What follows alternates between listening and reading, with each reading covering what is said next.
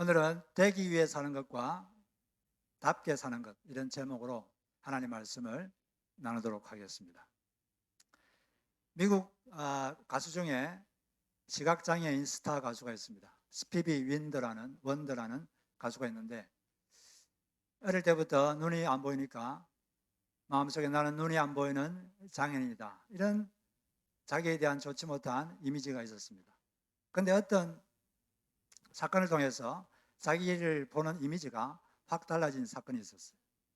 이 사람이 눈은 안 보였지만 귀는 아주 밝아서 작은 소리까지도 잘 들었다고 합니다. 어느 날 교실에 쥐가 들어왔어요. 쥐가 들어왔는데 사람들이 쥐가 어딘지 잘 모르는 거예요. 근데 잘 들어보고 쥐가 어디 있는지 스티비 원더가 말해 주었습니다. 알아냈습니다. 그래서 그걸 잡았는데, 그때 선생님께서 그를 따로 불러서 이렇게 말했어요. 너는 우리 반에 어떤 친구도 갖지 못한 특별한 능력을 가지고 있다. 너에게는 특별한 귀가 있다. 이렇게 선생님이 말해줬는데, 그때부터 자기 자신을 보는 시각이 달라졌습니다. 나는 눈을 못 보는 장애인이 아니라 특별한 능력을 가진 사람이구나. 특별한 귀를 가졌구나. 그때부터 마음이 밝아지고 자기가 있는 특별한 능력, 이것을 알게 되고 또 음악도 잘하게 되고, 그렇게 해서 그 입으로 하나님도 찬양하고 또 사람들에게도 기쁨을 주는 그런 사람이 되었습니다. 자기를 어떤 사람으로 보는가, 자기를 어떤 사람으로 보는가, 이게 상당히 그 사람의 삶을 이끌어가는 데 상당히 중요합니다. 오늘 이 말씀은 예수 믿는 사람들은 어떤 정체성을 가지고 있어야 되는가, 거기에 대해서 우리에게 말해주는 말씀입니다. 지난주에 우리가 출애굽기 18장을 봤는데, 출애굽기 18장은 르비딤에서 있었던 사건이죠. 르비딤에서 물이 없어서 원망할 때 바위를 치니까 거기서 물이 나왔습니다. 그리고 모세는 자기 장인어른 이드로가 하는 그 말을 하나님의 음성으로 들었어요. 그 평범한 사람의 입에서 나오는 그 말을 하나님의 음성으로 듣고 그 말을 이렇게 받아들였습니다. 그래서 하루 종일 혼자서 처리하던 일을 여러 사람을 택해서 일을 위임했습니다. 그렇게 하니까 일이 아주 순조롭게 잘 되었어요. 그러고 나서 이제 드디어 애굽 이집트를 나온 지 만 2개월, 딱 3개월째 되는 날, 그때 시내 광야에 도착하게 되었습니다.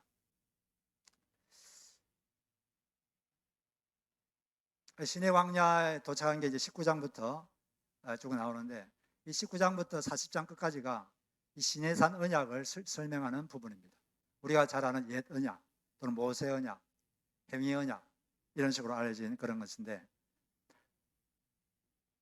이 언약이란 말은 무슨 뜻이냐면, 언약이란 말은 약속과 비슷한 말인데, 약속은 약속인데 그냥 약속이 아니라 법적 효력이 있는 엄숙한 약속, 그걸 언약이라고 그래요. 그래서 영어도 좀 다르죠. 언약은 covenant라고 그러고, 영어는 그냥 약속은 promise죠.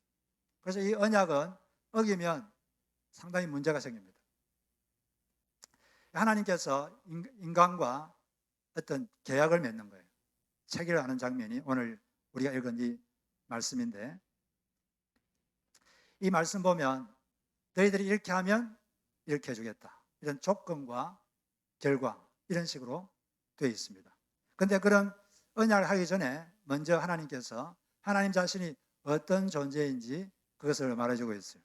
4절에 보니까 내가 애굽 사람에게 어떻게 행하였음과 내가 어떻게 독수리 날개로 너희를 업어 내게로 인도하였음을 너희가 보았느니라. 하나님께서 이스라엘 사람들을 독수리 날개로 업어서 이곳까지 오게 하셨다는 것입니다. 이게 왜 하필 독수리 날개라고 그랬을까요? 참새 날개도 있고 날개가 많은데 왜 독수리 날개로 했느냐? 독수리는 새 중에서 가장 강력하고 빠른 새입니다. 독수리 날개로 너희를 업어서 인도했다, 이 말은 하나님이 강력한 능력으로 너희들을 이곳까지 인도해 내었다, 그런 하나님의 강력한 능력을 말하는 것입니다. 그리고 또 어떻게 이곳까지 인도했다 그랬죠? 업고 왔다. 업고 왔다고 되어 있어요. 업고 왔다는 것은 깊은 사랑을 뜻하는 것입니다. 우리가 사람이 사랑스러우면 업죠. 너무 자기 연인이 사랑스러우면 업고 다닙니다. 그리고 자녀들이 사랑스러우니까 업고 다니죠. 하나님의 깊은 사랑, 그걸 내가 너희들을 업고 여기까지 왔다. 그런 표현으로 쓴 것입니다. 하나님은 우리를 업으신 채로 천국까지 우리를 인도하고 있습니다. 그걸 알아야 돼요. 그런데 독수리 날개로 업어서 왔다고 해서 편안하게 이곳까지 데리고 왔다. 그렇게 알면은 잘못 아는 것입니다. 독수리는 이 독수리 날개로 자기 새끼들을 훈련시킵니다. 그래서 하나님께서 신명기 32장에 보면 마치 독수리가 독수리 날개로 자기 새끼들을 훈련하듯이 광야에서 이스라엘 민족을 훈련시켰다. 이런 말씀을 하셨습니다.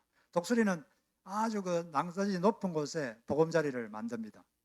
만들어가지고 어떤 때가 되면 갑자기 보금자리를 막 흔들어요. 그러면 새끼들이 막 떨어집니다. 낭떠러지로 막 떨어져요. 그러면 안 떨어지려고 막 날개짓을 하죠.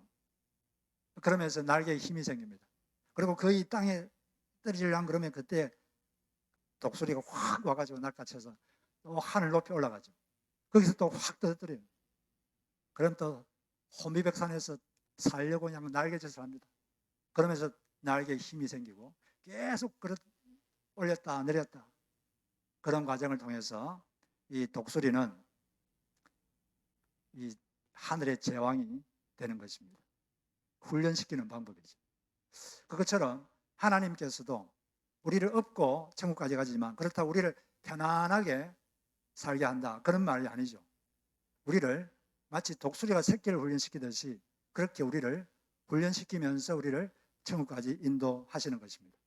왜냐하면 우리를 하나님 백성다운 사람으로 만들기 위해서 그렇게 하시는 것입니다. 신실한 그리스도인이 되도록 하기 위해서 그런 어려움을 겪게 하시는 거예요. 우리가 살다 보면 마치 하늘 높이 올라갔다가 땅에 떨어지는 듯한 이러다가 나 죽는 거 아니야? 이런 느낌이 들 때를 여러분께서도 가끔씩 체험하셨을 것입니다. 그것은 하나님께서 우리에게 하나님 백성다운 그 성품을 단련시키기 위해서 그렇게 하시는 것입니다. 이스라엘 민족들은 오는 과정을 생각해 보세요. 갑자기 앞에 홍해가 있는데 뒤에서 그 이집트 군대가 죽이려고 다가옵니다. 그때 얼마나 놀랐겠어요. 근데 그때 하나님께서 전혀 생각지 않은 방법으로 바다에 길을 내셔가지고 그들을 구해주시죠. 그러면서 그들의 믿음을 한층 자라고 또 하나님들 딱 갔는데 어떤 곳에 가니까 먹을 게 하나도 없어요. 그래서 막 절망하고 있는데 그때 하늘에서 먹을 것이 비같이 내립니다. 그런 식으로 한 것은 이 이스라엘 민족을 훈련시키려고 그렇게 한 것입니다. 우리가 어려운 일을 당하면 빨리 어려움에서 벗어나야지 그것만 생각할 게 아니라 물론 그것도 우리가 기도해야 되겠지만 그것만 생각하면 안 되고 이걸 통해서 하나님께서 나를 신실한 그리스도인 말씀대로 사는 그리스도인으로 나를 빚어가고 계시는 것이구나. 그것을 분명히 알아야 됩니다. 그게 하나님의 뜻이기 때문에 그것을 알고 우리가 하나님과 동행할 필요가 있는 것입니다. 그런데 하나님께서는 떨어지려고 그러면 또 주어서 우리를 올려주시죠. 이덕주 목사님 분이 계신데 이분은 일제 말기 때 아버님이 37세로 폐결핵으로 돌아가셨습니다. 그때 어머니가 32세인데 그때 자녀들이 4명이 있었어요. 근데 큰아들은 고등학교 졸업하고 갑자기 사고 나서 죽었습니다. 이 어머니가 얼마나 힘들겠어요. 행상을 해서 먹고 사는데 너무나 가난했습니다. 그러니까 더 하나님께 기도하게 되고 어느 날 철야기도를 하고 오셨어요. 철야기도를 했는데 보통 철야기도 하고 오시면은 바로 주무시지 않고 애들을 다 깨워가지고 모아가지고 같이 아침 기도를 하고 그렇게 합니다. 그날도 철야기도를 하신 다음에 와가지고 애들 다 깨웠어요. 깨워가지고 어머님이 이렇게 세 남매에게 말씀을 하셨습니다. 이제부터는 너희들은 내 자식이 아니다. 너희들은 하나님 자식이다. 내가 너희들을 하나님께 맡겼다. 그렇게 말씀하셨어요. 근데 그때부터 그 말을 그때부터 어머니가 자녀들을 대하는 태도가 완전히 180도 달라졌습니다. 그전에는 그 어머니가 아이들을 자주 때렸습니다. 매를 대셨어요. 왜냐하면 아버지도 없기 때문에 버릇없이 행동하다가 바깥 사람들한테 아버지 없는 버릇없는 애다 이런 소리를 듣지 않게 하려고 조금이라도 잘못하면 혼을 내고 매를 드셨어요. 근데 그 다음부터는 매를 들지 않았습니다. 이렇게 말했습니다. 너희들이 하나님의 자식이기 때문에 나는 너희들을 때릴 수가 없다. 너희들이 잘못하면 하나님이 너희들을 때리실 것이다. 그러고 더 이상 매를 들지 않았어요. 하나님께 완전히 맡긴 거죠. 그 다음에 또 그전에는 쌀이 떨어지면 사람들한테 막 빌리러 다닙니다. 쌀 좀 달라 그러고 또 어디 쌀집에 가가지고 외상으로 사오고 막 그랬어요. 근데 그렇게 말한 그 다음 날부터는 완전히 바뀌었습니다. 쌀이 떨어지면, 자주 쌀이 떨어졌어요. 쌀이 떨어지면 교회로 갑니다. 교회로 가가지고 이렇게 하나님께 말을 했어요.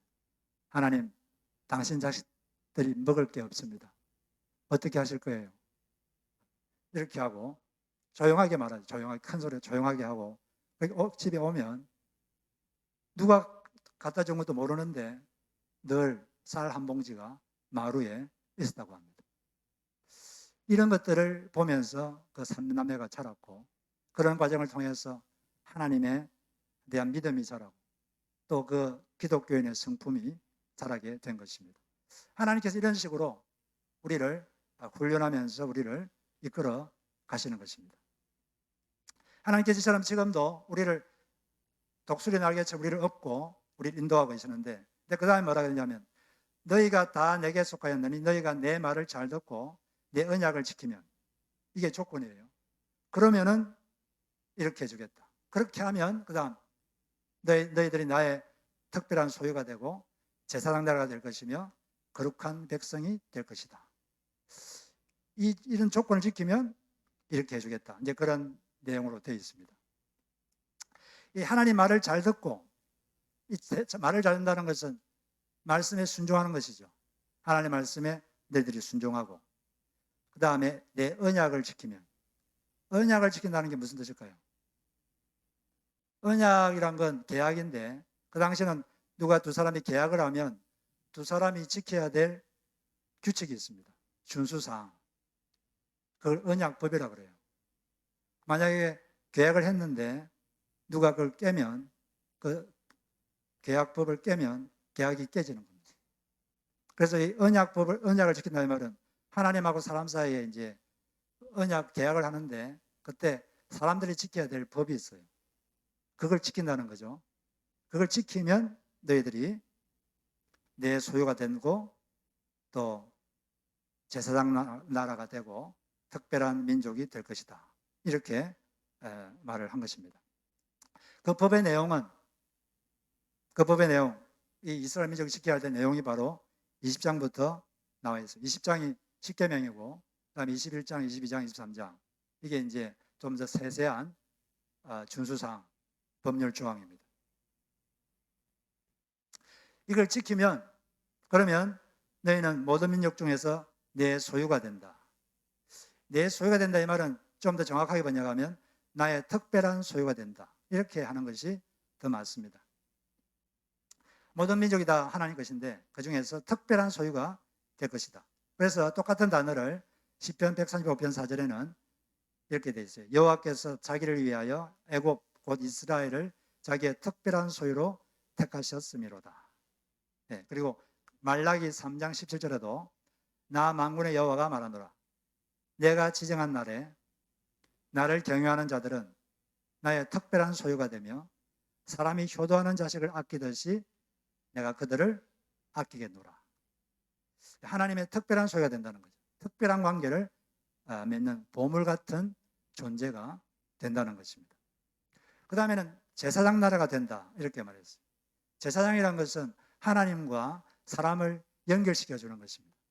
제사장 나라가 된다는 것은 이스라엘 민족이 다른 민족과 하나님을 연결시켜주는 그런 일을 하게 된다는 것이죠. 그 연결시켜주려면 이스라엘 민족이 다른 나라보다 훨씬 더 뛰어난 나라가 돼야 되고 리더 나라가 돼야 되는 것이죠. 그런 특권을 너희들에게 주겠다. 이렇게 약속했습니다. 그리고 또 거룩한 백성이 된다. 이렇게 말했는데, 보통 우리는 거룩하다 그러면 도덕적으로 정결하다 이렇게 알고 있는데, 여기는 뭐 그런 뜻도 있겠지만 더 다른 뜻이 있습니다.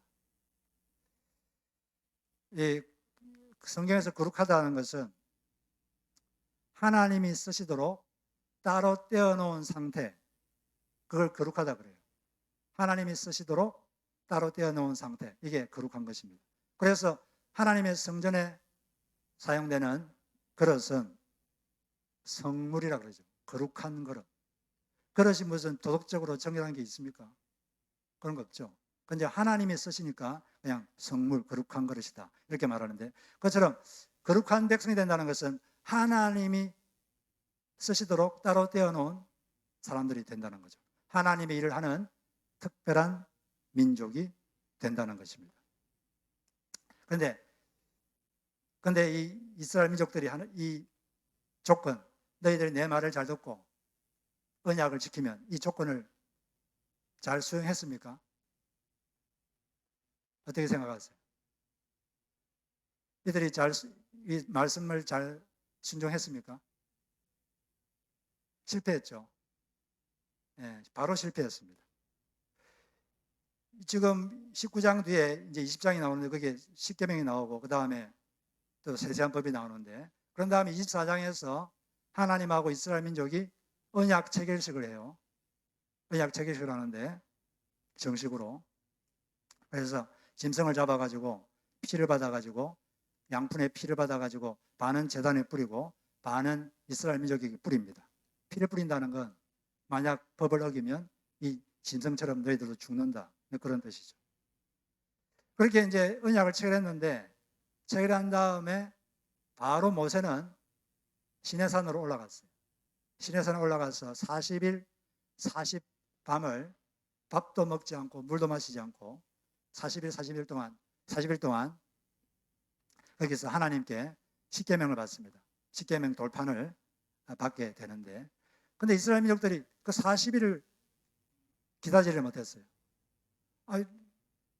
몇 날이 지나도 안 내려오니까 이스라엘 민족들이 마음이 불안해졌습니다. 혹시 모세가 어떻게 된 거 아닌가? 우리에게는 지금 눈에 보이는 우리의 신이 필요하다.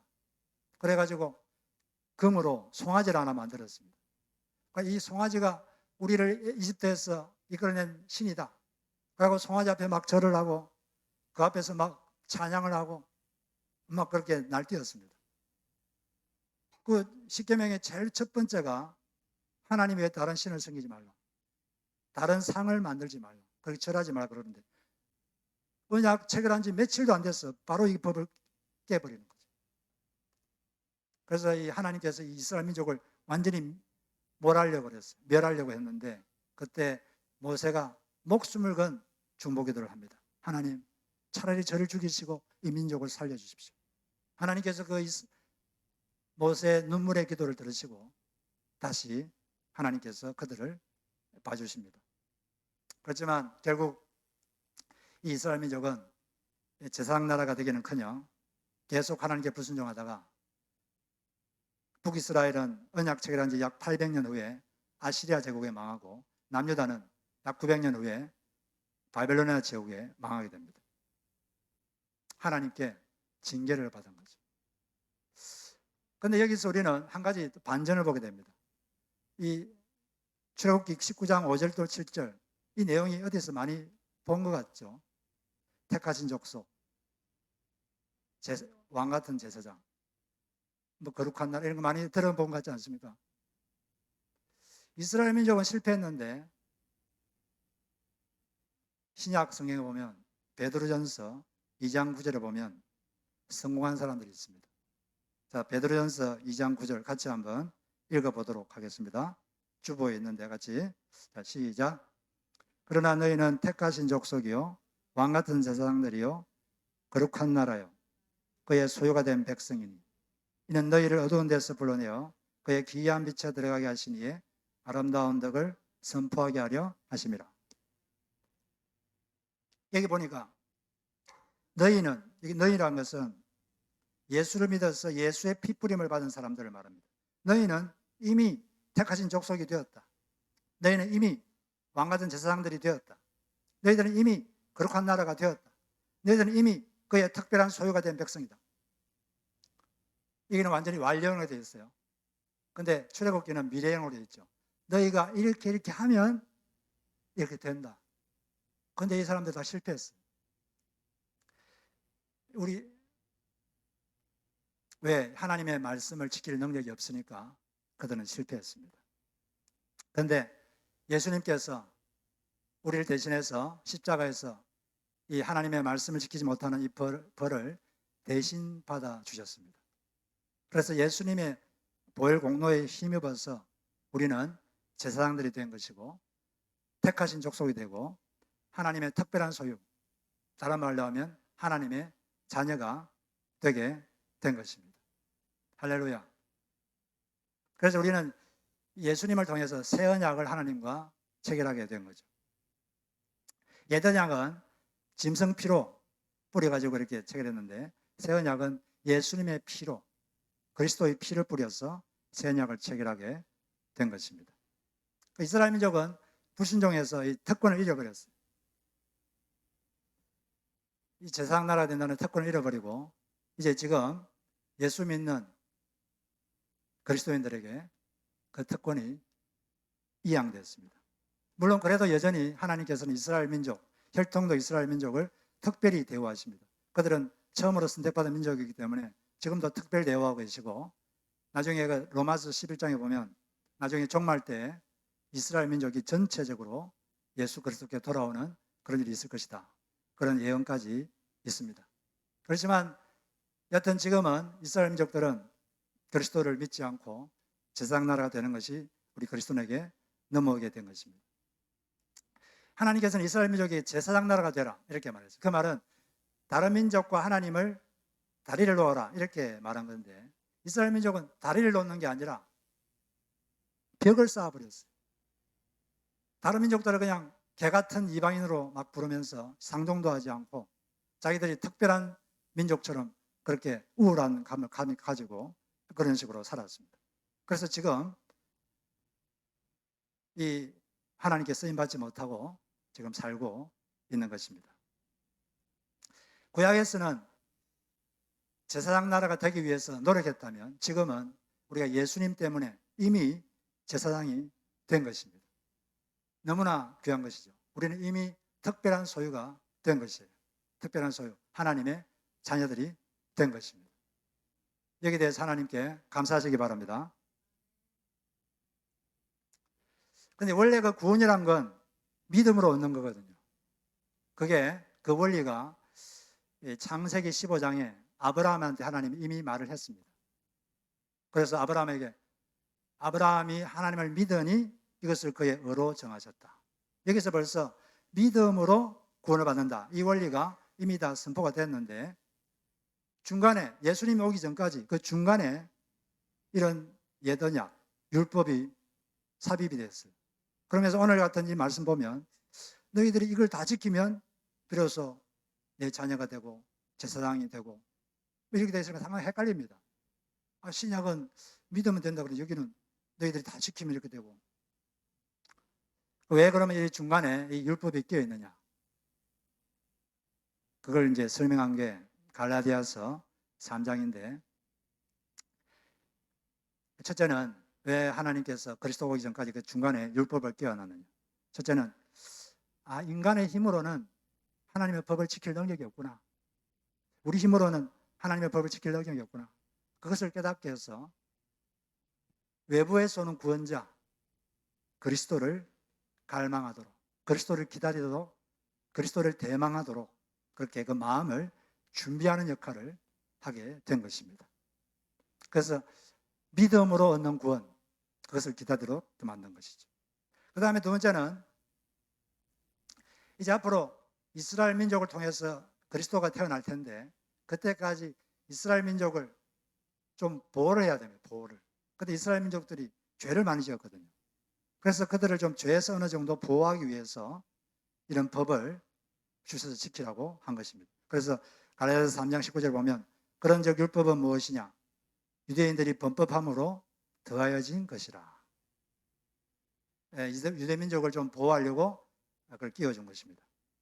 그리고 마지막으로는 이 율법이란 건 하나님 백성이 어떻게 살아야 되는지 하나님의 뜻을 거기다가 만들어 하나님께서 넣어놓은 거예요. 그래서 우리는 이 하나님의 법을 통해서 하나님의 백성이 된 사람은 어떻게 살아야 되는지 그것을 알 수가 있는 것입니다. 그 예수를 믿은 사람은 이 하나님의 법대로 살려고 애를 써야 돼요.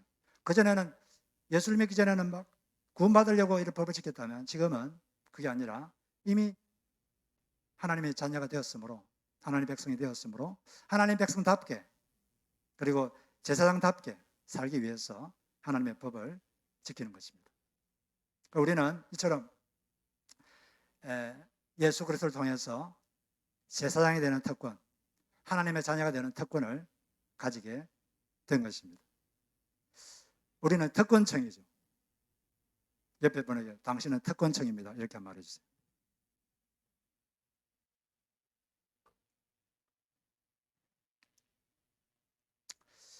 구약에 보면 제사장들에게 아주 특권이 있었습니다.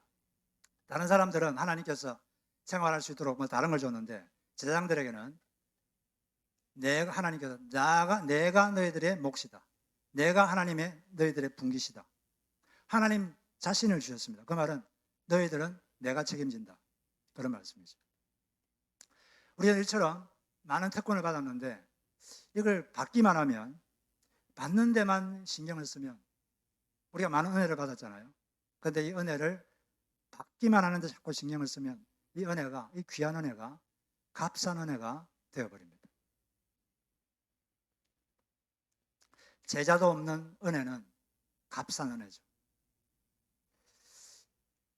그리스도를 따르는 사람답게 사는 게 뭔가 여기에 대한 고민은 없이 어떻게 하면 내가 하나님께 뭘 받을까 그것만 추구한다면 우리가 받은 은혜는 값싼 은혜가 되고 그 귀한 은혜가 싸우리가 되는 것입니다.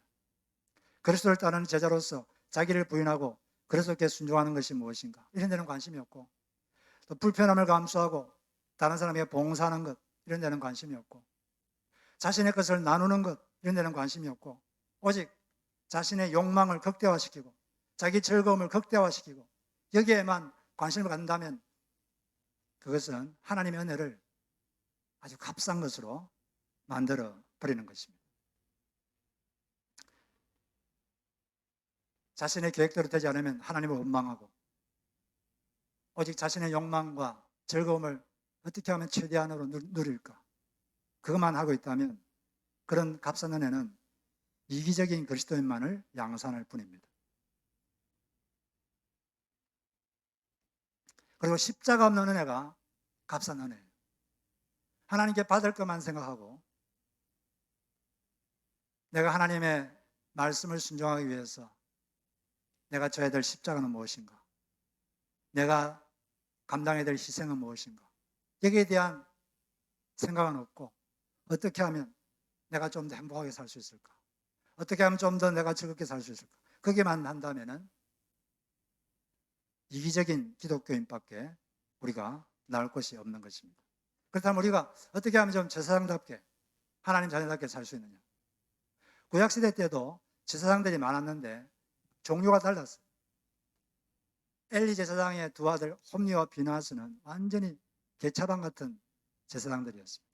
하나님 말씀을 전혀 지키지 않고 하나님 말씀을 완전히 무시하고 하나님을 없이 여겼던 사람이에요. 그런데 동시대의 사무엘은 하나님께 칭찬받고 하나님께 아주 쓰임받았던 사람들이에요. 어떻게 하면 그러면 우리가 참 제사장다운 그런 제사장이 되느냐? 어떻게 하면 하나님 자녀다운 삶을 사느냐? 그 답이 오늘 읽은 5절에 있습니다. 5절에 보면 하나님의 말씀을 잘 듣고 그 언약을 지키는 것. 이것이 바로 우리가 제사장답게 사는 방법이에요. 이미 우리는 제사장이 되었습니다. 이미 우리는 특별한 소유, 하나님의 자녀가 되었습니다. 이제 어떻게 하면 하나님 자녀답게 사는가? 어떻게 하면 제사장답게 사는가 이게 중요한데 그 길은 바로 하나님 말씀 앞에 서서 그 말씀을 따라 사는 것, 이것이 바로 그 길인 것입니다. 보통 정치 지도자들이 선거를 해가지고 선출되면 선거할 때 제일 많이 말하는 게 이 경제적인 풍요를 여러분들에게 드리겠습니다, 여러분에게 번영을 드리겠습니다, 이런 말을 많이 합니다. 왜냐하면 유권자들이 관심이 거기에 가장 많이 있기 때문에 그런 것이죠. 물론 경제적인 풍요가 좋은 것이긴 하지만 그때 우리가 한 가지 유념해야 될 게 있습니다. 여러분, 아담과 하와가 왜 불행해졌습니까?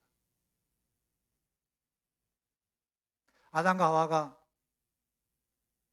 경제적으로 가난해서 불행해졌습니까? 아니면 뭔가 그 에덴 동산에 살았는데 그 에덴 동산에 어떤 구조적인 문제가 있어서 그랬습니까? 왜 아담과 하와가 불행해졌죠? 그들은 낙원에 살았어요. 아무것도 부족하지 않았어요. 모든 게 풍부했습니다. 너무나 풍요했어요. 그런데 갑자기 불행해졌습니다. 갑자기 사이좋던 아내와 남편이 서로를 정죄하고 서로를 탓하면서 서로 미워하는 사회가 되어버렸어요. 아주 풍요로웠어요. 경제적인 풍요가 대단했습니다. 왜 그랬습니까?